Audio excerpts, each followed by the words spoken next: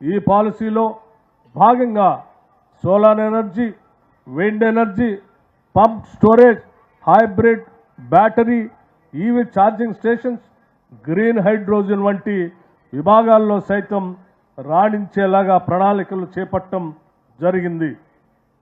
పునరుత్పాదక ఇంధన ఉత్పత్తిలో మహిళా స్వయం సహాయక బృందాలని భాగస్వామ్యం కల్పిస్తున్నాం.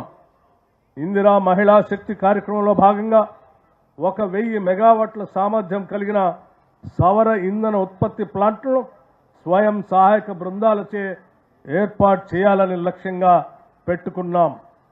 మొదటి విడతగా పైలట్ ప్రాజెక్టుగా ప్రతి జిల్లాలో 2 మెగావాట్ల సామర్థ్యం కలిగిన మొత్తం 64 మెగావాట్ల సామర్థ్యం కలిగిన ప్లాంట్లు త్వరలోనే అందుబాటులోకి రానున్నాయి. పేద బడుగు బలహీన వర్గాల విద్యార్థులు అధికంగా విద్యను అభ్యసించే ప్రభుత్వ విద్యాలయాల విద్యుత్ బిల్లులు ప్రభుత్వమే చెల్లిస్తుంది. రాష్ట్రంలోని 29,022 విద్యాలయాల విద్యుత్ బిల్లులు ప్రభుత్వమే చెల్లిస్తుంది.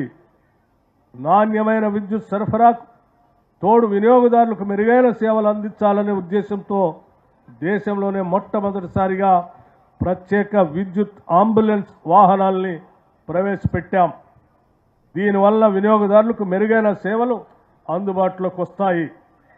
గృహజ్యోతి పథకంలో 200 యూనిట్ లోపు విద్యుత్ వినియోగించే అర్హులైన గృహ వినియోగదారులకి ఉచిత విద్యుత్ అందిస్తున్నాం.